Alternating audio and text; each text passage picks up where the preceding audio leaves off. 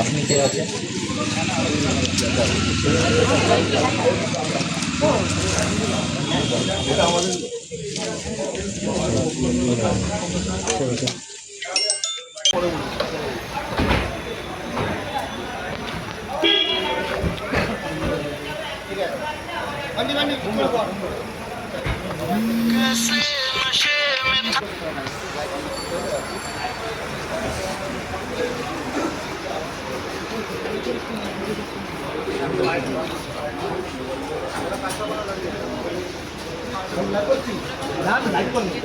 করে দেবো না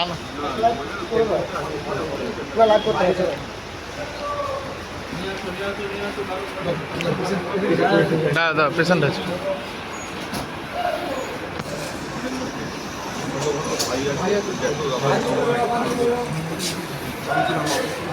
সবাই এক জায়গায়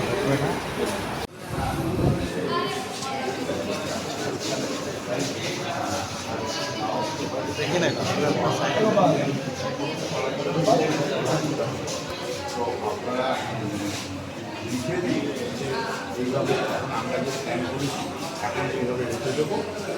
2-3 দিন পরে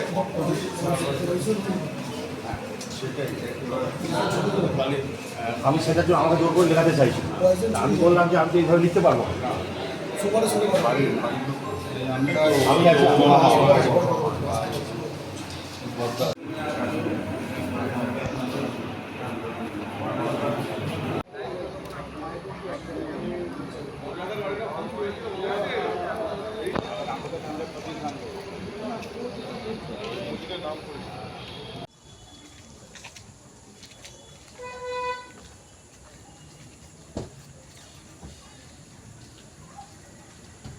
দেখবো ডাম্পিং হলো তো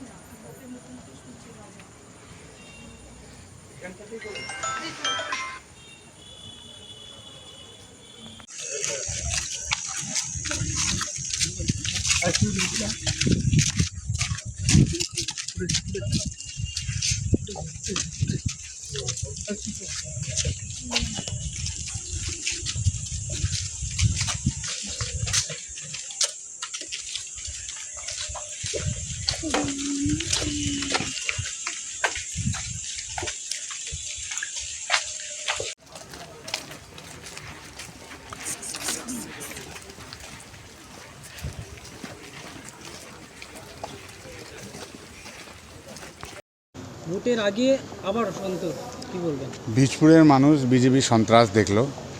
5 বছর হয়ে গেছে বীজপুরের মানুষ বোমা গুলি কোনো শব্দ তারা পায়নি। আর আমাদের একনিষ্ঠ কর্মী বুথের এজেন্ট 48 পার্টের রাজার নাম ভালো নাম প্রসেনজিৎ, বিজেপি দুষ্কৃতীরা এসে তাকে গুলি করে আর কি।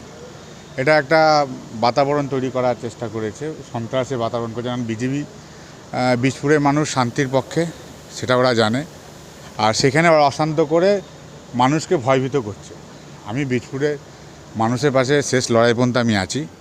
এই সন্ত্রাসকে উপলক্ষ করে বীজপুরের মানুষ তার জবাব দেবে গণতন্ত্র প্রক্রিয়ায়। যিনি বিজেপি প্রার্থীর সঙ্গে যাদেরকে ঘুরতে দেখা যাচ্ছে, যিনি গুলিবিদ্ধ হয়েছে তাদের উপরেই অভিযোগ করছে তারা গুলি করেছে। হ্যাঁ, তারা নোটোরিয়াস ক্রিমিনাল ওয়ান্টেড ছিল। সেখানে বারবার করে থানায় অভিযোগ করা হয়েছে। আমি ক্যান্ডিডেট হিসাবে ইলেকশন কমিশনকে আমরা অভিযোগ করেছি, লিখিতভাবে অভিযোগ করা আছে। যেখানে যেখানে পোর্টালের নিয়ম আছে সেগুলো অভিযোগ করা আছে, অথচ তাদের অ্যারেস্ট করা হয়নি, তাদের থানা ডাকা হয়নি। আজকে যদি অ্যারেস্ট করা হতো, থানায় যদি ডাকা হতো, তাহলে হয়তো এই ঘটনাটা ঘটতো না। এটা প্রশাসনের গাফিলতি, যেহেতু প্রশাসন ইলেকশন কমিশনের আন্ডারে, ইলেকশন কমিশনের এটা গাফিলতি। উল্টো থেকে বারংবার দেখা যাচ্ছে, আমরা জগদ্দলেও দেখলাম যে তাকে মারা হচ্ছে, প্রকাশ্য ভিডিওতে দেখা যাচ্ছে, আবার তাকে অ্যারেস্ট করা হলো। তারা হয়ে কাজ করছে। বিজেপি নিজস্ব কোনো রাজনৈতিক কোনো মানুষ তাদের পক্ষে নেই। তারা জোর জবরদস্তি ইলেকশন কমিশনকে ব্যবহার করে, একাংশ প্রশাসনকে ব্যবহার করে তারা গুন্ডা ক্রিমিনাল ইপি বিহার থেকে সব নিয়ে এসছে। আমরা অনেক অভিযোগ করেছি, ইপি বিহারের নাম্বার গাড়ি ঘোরাঘুরি করছে। আমরা করা সত্ত্বেও তাও তারা না। কিন্তু আমি যেহেতু জনপ্রতিনিধি, 5 বছর আমায় এমএলএ ছিলাম, বিধায়ক ছিলাম, আর এলাকায় এরকম কোনো ঘটনা ঘটেনি, তাই এই লড়াই বীজপুরের মানুষের যে লড়াই, আমি তার লড়াই শেষ পর্যন্ত আমি থাকবো। আমি তো বললাম মানুষের এই লড়াইয়ের আমি শেষ পর্যন্ত এই লড়াই পর্যন্ত আমি থাকবো। According to BJP, this is Acha Din of BJP. You know that any people and Bijpur people have feeling this movement. পরিবারের লোকের সঙ্গে কথা হ্যাঁ, পরিবারের লোকের সঙ্গে কথা হয়েছে। পরিবারের লোক এখন তাদেরকে আমি বললাম চিন্তার কোনো কারণ নেই, আছে অপারেশন হয়েছে, একটা গুলি বেরিয়েছে, 3টে গুলি করেছিল, একটা কোমরে ওখানে গুলি লেগে রয়েছে, ওটা ওটি হলে দেখা যাক কী বলে। সামনেই নির্বাচন, তার আগে এরকম হ্যাঁ, আমি আপনাদের বললাম তো, বীজপুর তো আপনারা সকলেই এখানে মিডিয়া বন্ধু আছেন, লোকালেরই আছেন, আজ পর্যন্ত এরকম ঘটনা তো আপনারা করেননি। জবের থেকে election commission law and order চলে গেছে, আর বীজপুরের এটা একটা সন্ত্রাসে পরিণত করেছে। আমি এই বিজেপি যে সন্ত্রাস বীজপুরের মানুষ দেখছে, আর এই লড়াই আমি বীজপুরের মানুষের সঙ্গে আছি, শেষ পর্যন্ত আছে। কোথাও কি মানুষকে মানে ভোটে যাওয়ার জন্য আটকানো বা বাধা দেওয়া আতঙ্কিত? তো লাস্ট লড়াই পর্যন্ত আছি, আমরা তো বলছি এই লড়াইয়ের, এই সন্ত্রাসের বিরুদ্ধে লড়াই, বীজপুরের মানুষের পাশে আমি আছি। দাদা কি হয়েছিল ঘটনাটা? ঘটনাটা আমি যতদূর জানতে পারি, ও ওই পরশুদিন ভোট বলে চিকলি বিকলি লাগা বলে কাউকে ডাকতে যাচ্ছিল বালক সংঘের ওখানে কাছাকাছি, ওখানে রাস্তাতে ও যখন একা যায় তখন ওকে কয়েকজন বাইকে করে আসে, এসে ডাক দেয়, ওর চেনা পরিচিত।